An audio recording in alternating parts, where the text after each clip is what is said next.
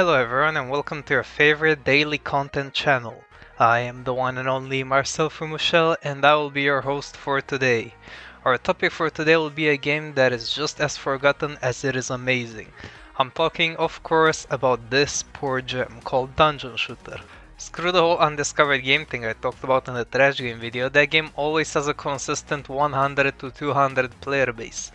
Meanwhile, the highest player count I've ever seen on this game is like 13 people.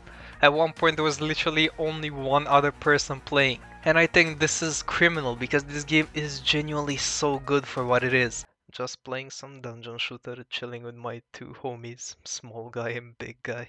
I'll keep the intro short for all you short attention span people. I've seen my average view time on videos. I know you're thinking of leaving right this second. I know which one of you guys are watching, but trust me, you really want to stay along for this ride. So without further ado, let's get into the magical lands of Dungeon Shooter.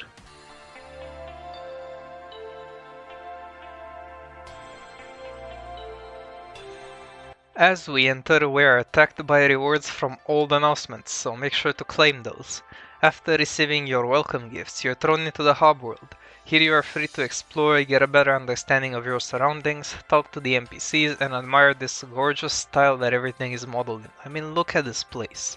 It's worth talking to everyone as they can sell you things, give missions or important information.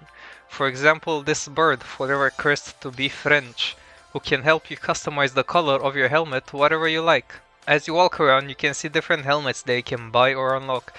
These helmets are basically different playable characters, each having unique traits, making every helmet feel like it has a different playstyle. For instance, the frog helmet gives bouncy shots and higher jumps, the cat helmet focuses on healing, having more HP, a medkit and free heals every floor, and obviously the... As you explore the world around you, you'll not only learn that you can walk through the big pile of poop to get flies on you, but something is going on with the fountain at the top of the town. It has transformed into a portal that leads into a dungeon, and every completion of a dungeon resets time. It is your mission to jump in there and get to the bottom of it all. Either party with up to 3 other people or jump in alone, the dungeon calls for you either way.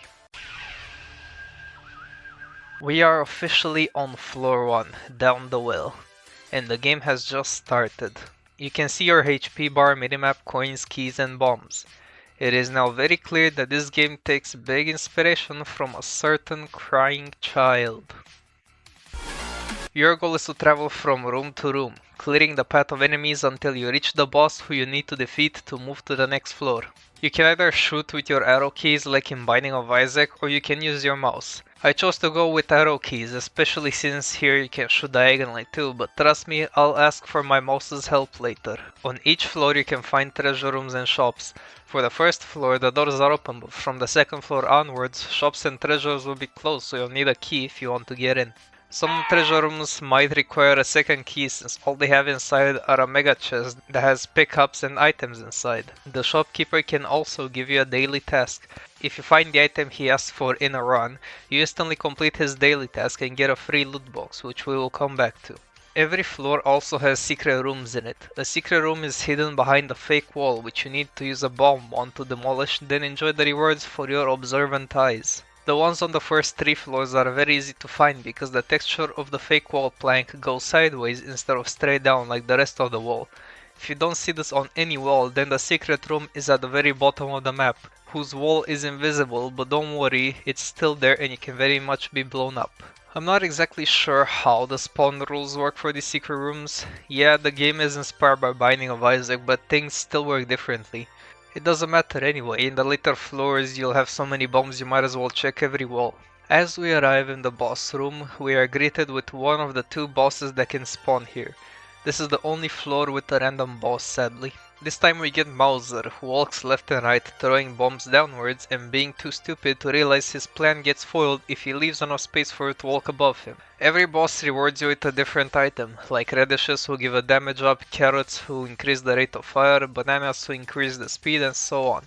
Yes, this game can reuse assets, it doesn't need 7 million different items that give an HP up and heal 1 heart. Some items are a lot more interesting than just simple stat ups though, because you have stuff like spray bottles who change your primary into a shotgun, the chili pepper who can give you a limited overpowered flamethrower, bomb immunity, slowing shots, double shots, and the list goes on. It may not have the most items in the world, but it still has quite a few, and some even have quests you need to complete to unlock them. All the things I've listed so far are passive items, items that you can take and they affect you without further input from you. But this game has its own version of active items. Some items will be placed in your hotbar and you can activate them by pressing the respective numbered key. Some are permanent, giving a temporary effect and going on a cooldown, like the headband who makes you fire super fast for a few seconds, but some others only have a few uses before the item is discarded, like the medkit who can only toss out 5 hearts before disappearing. With our item run finished, it's finally time to move down to the next floor, Plant Head's Garden.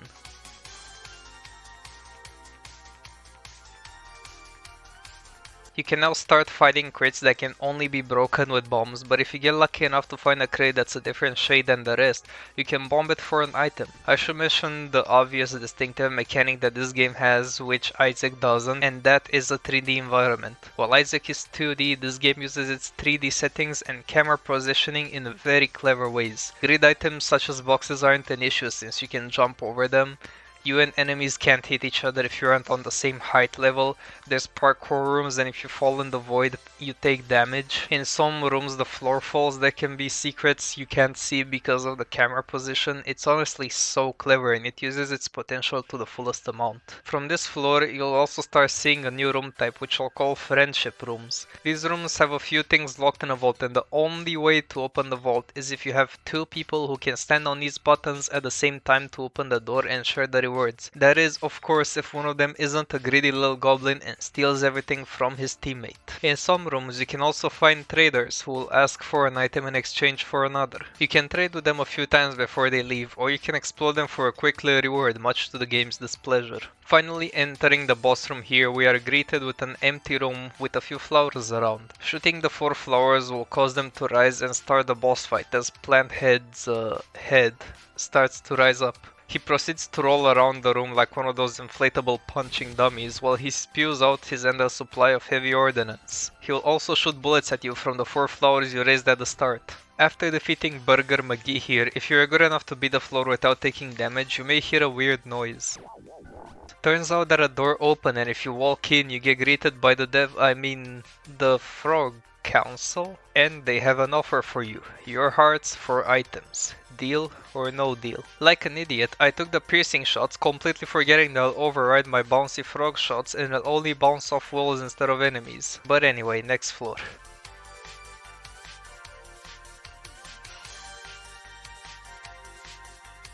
We are now arriving in Slime King's lair. This floor is more of the same, acting as a final challenge for the beginner floors. However, right before the boss room, you'll find Shen, who doesn't do anything right now apart from telling you that you need to come back when you're stronger. Moving past the sentient snotball, we enter Slime King's throne room. He begins to chase after you as he leaves damaging goop on the floor and spawns his babies to aid him. Sometimes he can also run in a random direction to cover more of the room in goop and chase you from that direction to mess with your pathing. That's all he can do though, and since he isn't that crafty, he falls like the rest of the bosses, and the Frog Council greets me again, since I once more didn't take any damage. I would have really liked the spray bottle, however I'd literally die in front of a bunch of frogs if I took it, so I'd have to pass on their offerings for now.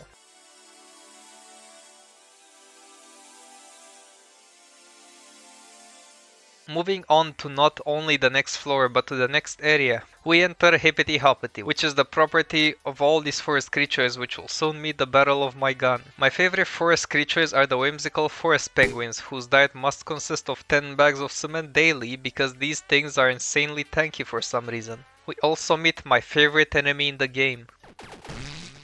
It never gets old. Secret room from this point onwards can no longer be distinguished by looking at walls, so you'll have to use your brain to try and figure out where they are at. Some helping tips are that the room needs to be accessible from all sides, so if in one room there's a blockade next to the wall, that room can't be the secret room. In Isaac, the secret room is usually surrounded by as many possible rooms, but in here it always seems to be random. There's also nothing like super secret rooms. After clearing out the whole forest, we can go to the boss room, where apparently the Frog Council didn't take kindly to me ignoring their deal because they sent out Mr. Froggle. He shoots bullets in a spread of 3 before trying to crush you with his sheer mass. When that doesn't work either, he brings it around town, unleashing a whole armory's worth of bullets as he spins. With minimal damage taken, we take care of him, showing the Frog Council that their goons are no match for our stapler, and we move on to the buzz.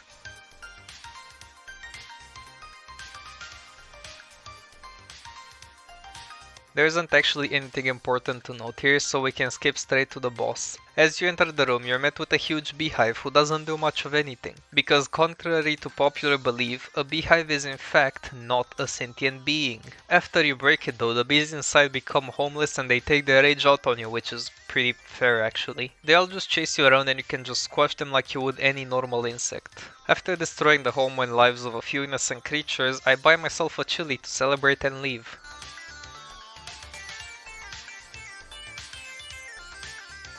Moving on to Mama Mushroom's Mangrove Marsh, this area is more interesting than the others. For starters, this floor is huge, but if you go up you'll notice that your path is blocked by a giant door. We can't go past it, so we go downwards instead. Down here you'll be awaited by tons of rooms, all filled with enemies as you make your way through. But what's our goal? We need to find these 3 crystal skulls so that we can unlock the skull door. As we find the first skull and it feels warm?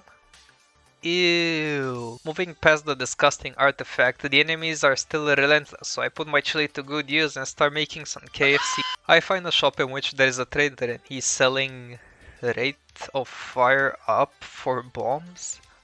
Oh my god, I just hit the jackpot, are you kidding me?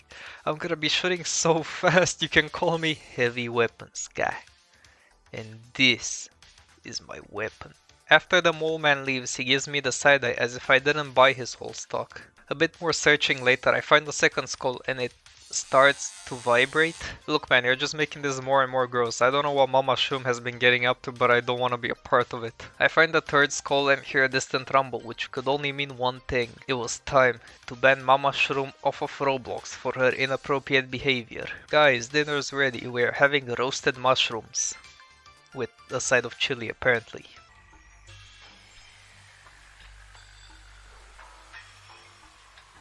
All these chilies are making my mouth into a lake of fire, so I might as well jump into the sea to cool off.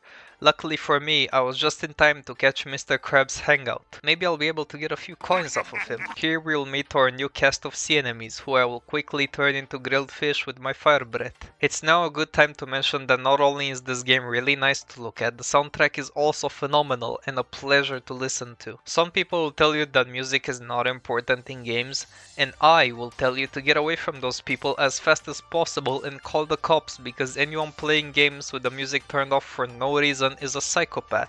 I mean, just listen to this.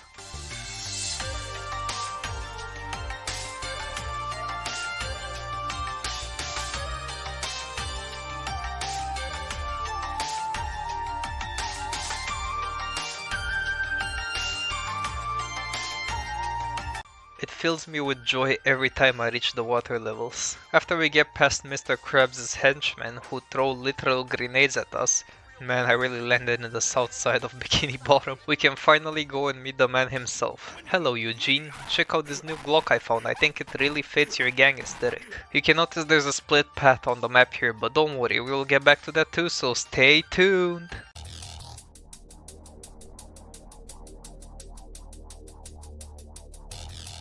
After I acted as a vigilante and destroyed the crime in Bikini Bottom, turns out my good deeds were not appreciated and I've been sent straight to hell, where the enemies are completely done with me and they all go into their final forms. Monster chickens and bats, the frogs put on the cool boy Minecraft skin, and the slimes are giving me a taste of my own spicy medicine.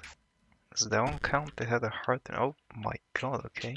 Turns out that every 100 crates you get a special pet, and yes, there are pets. Once again, we will go back to that. Bear with me here. After making our way through lava_level-1, we finally reach the boss, Vulcanus. The emoji? Okay, everything else made sense, but I really don't get this. Why is he an emoji? Is that some kind of slang? But I digress. His attacks consist of him spinning eternally, as that's probably his hell punishment.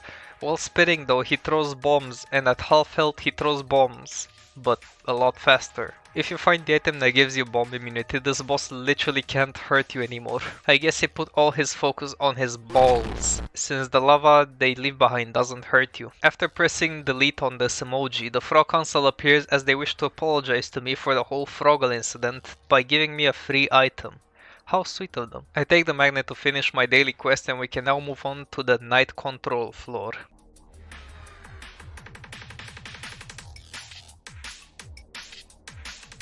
Once more, the floor doesn't change much. I find the trader and give all my bananas for his days. I also find 2 shops on the same floor because that can just happen sometimes. I realize I'm broke and I move on to the boss room where I meet the Stompy Knights. This group of happy little children skipping together will try to keep their formation at all times.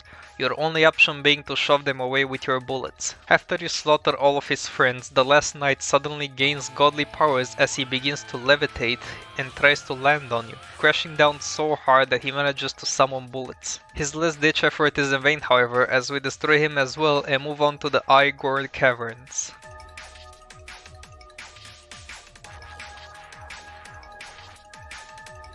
I was originally gonna say there's nothing too special about this floor other than its bigger size, but I randomly found a map that reveals the whole current floor, and this is what it showed me.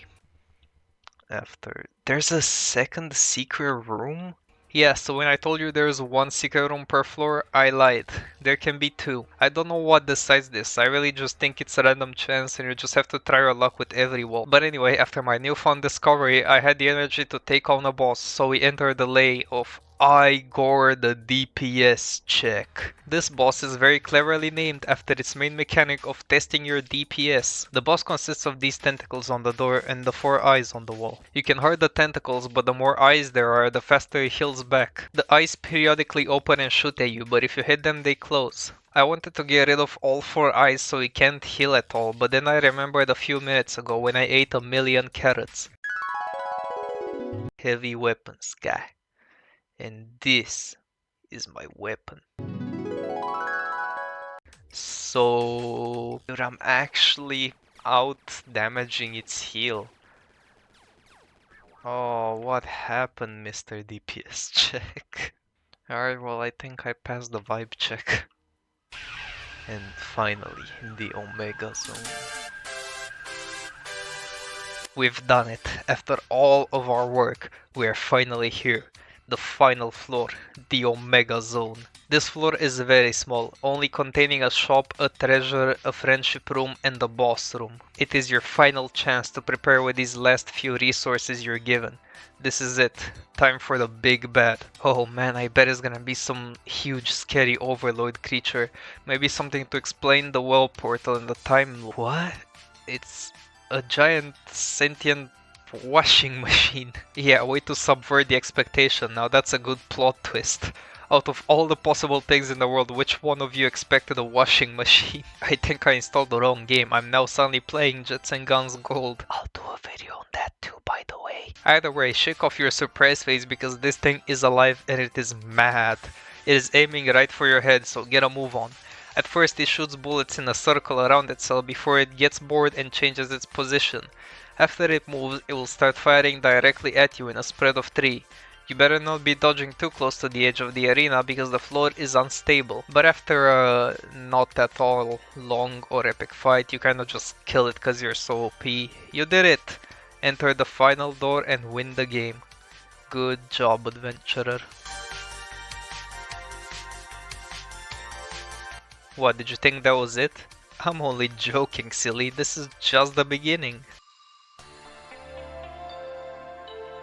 Back home we can notice we have a few things to look at. The loot boxes from earlier have XP and items inside. You can level up in this game, but I'm not sure what it does apart from fully heal you mid-game. Maybe it unlocks something, but I became level 50 so long ago that I genuinely don't remember. There are also pets which you can hatch from eggs. Don't worry, it's not that kind of gambling like in Pet Sim or all the other slob games. These actually help you, but they aren't exactly run defining. You can carry 3 pets at all times, and they each have their own small effect like extra starting bombs, coins, keys, bigger jump power, bigger speed, and so on. So now you could get other helmets and try them to see what their playstyle is like, but just as you were getting pulled out of that well, old man Gandalf told you that your helmet now has a star. That not only shows that you beat the game with a respective helmet, but it also lets you know you can do a few extra things with said helmet. For instance, you have a star, but the true completion mark is owning a red star on a helmet.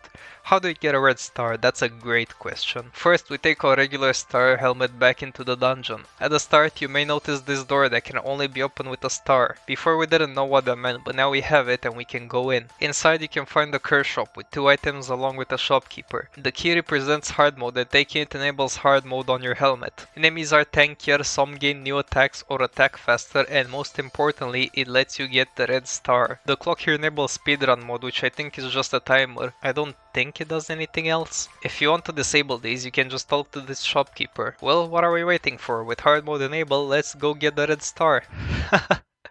Not so fast, Buster, because it's not that easy. First we have to go through the rest of floor 1, and we actually found Fundy Minecraft, which is the other boss of floor 1 I mentioned at the very start of this journey. He randomly jumps around and fires in a spread of 3. It's not that bad, but on hard mode he does it a lot more, so it can get a bit tricky to dodge. Good thing you only ever have to fight one boss at a time, right?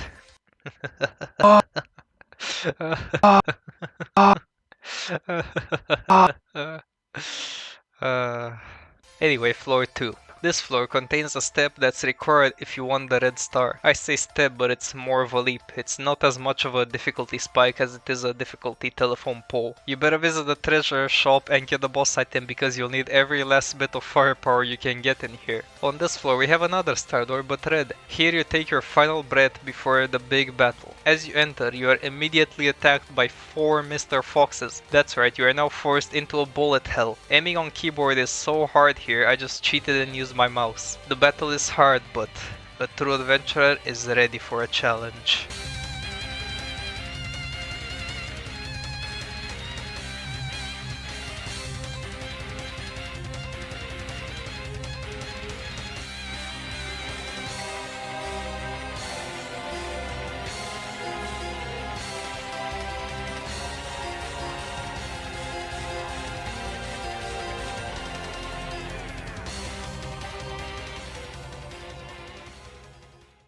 That was kinda hard.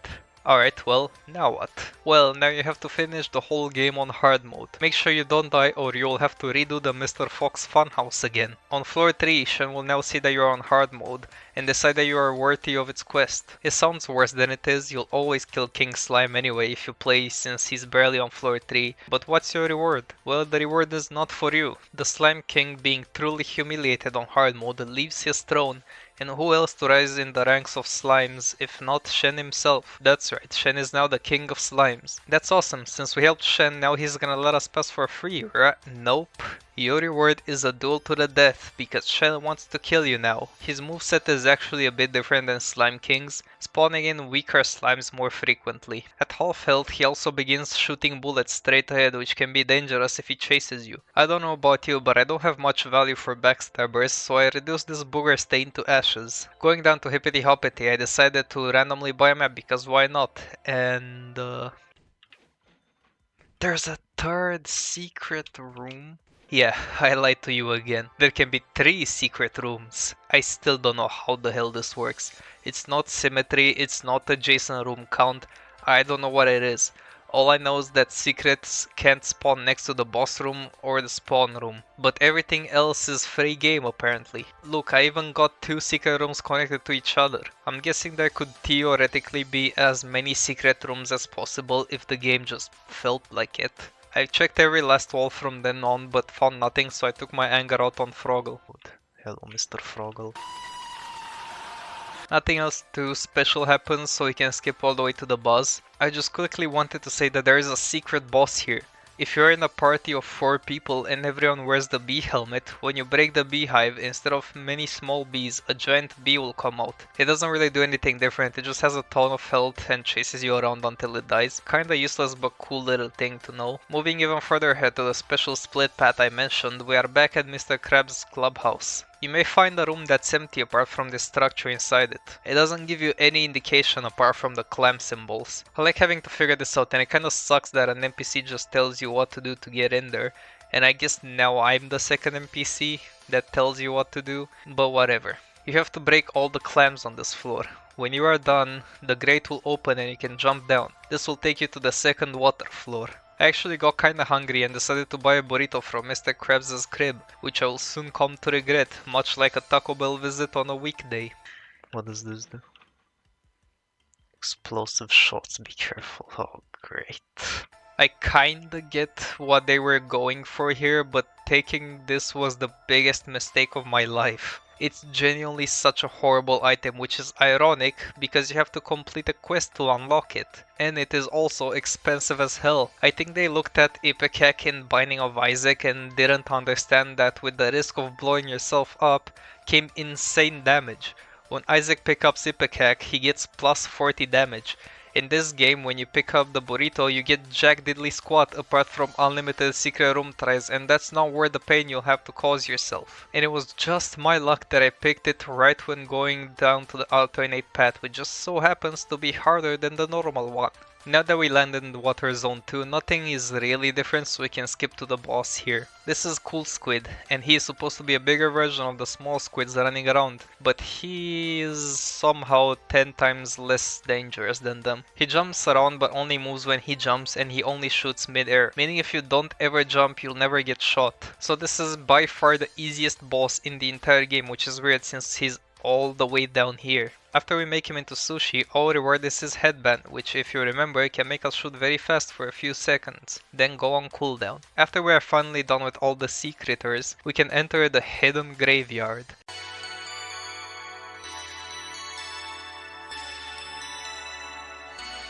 Here you'll see a lot of spooky skeletons, like a dude that splits into two, a horrifying fish snake, and by far my least favorite enemy in the game. Remember Mr. Fox? This is literally his reincarnation but with a smaller hitbox. So this little bonehead son of a bitch has the ability to constantly shoot in spreads of 3, chase you while doing so, hide behind obstacles in the room at times because it's not an empty boss room, and worst of all, he's just as tanky if not tankier than a boss. I seriously don't know what they did here. Maybe they marinated this guy in milk for a century or two, but he is seriously so insanely and needlessly tanky. You have to shoot him for so long and not even 3 bombs kill him. 4 or 5 are as much as he can take. 5 big boom. Just because of this little sentient golf ball, the graveyard floors are insanely hard compared to the normal path.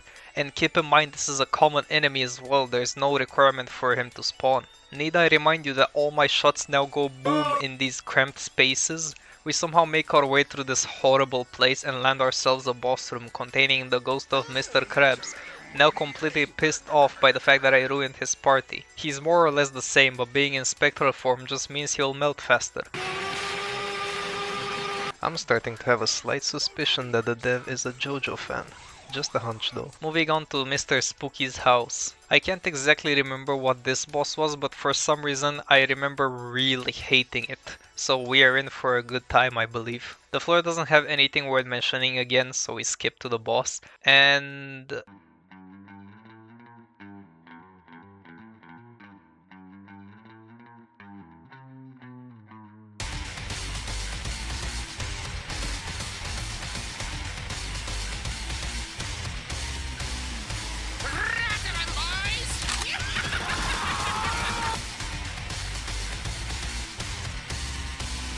oh yeah, now I remember why I hated this guy. He is a bigger version of the skulls, but he doesn't shoot, he just chases you. So what's the big deal? Well, the big deal is that Mr. Big Deal, upon death, splits into smaller skulls, which split into smaller skulls, which split into the regular skull enemy I very much hate. So if you aren't careful, you'll flood the room with tens of skulls, completely filling your screen with enemies and bullets. Combine that with the fact that my genius mind decided to make my own bullets hurt me and do splash damage damage to the bigger skulls, and the fact that if I die, I need to not only do the whole run again, but the Mr. Fox room as well. I need to be very careful under stress or I wouldn't get out of here alive.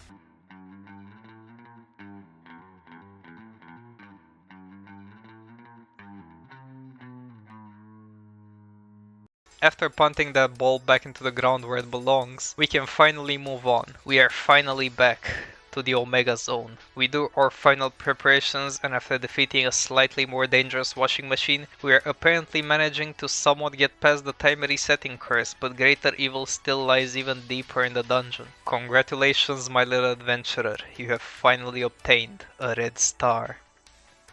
Now go and do that about 60 more times with all the helmets. I found this game a few years ago. Yeah, years. And I used to play it a lot.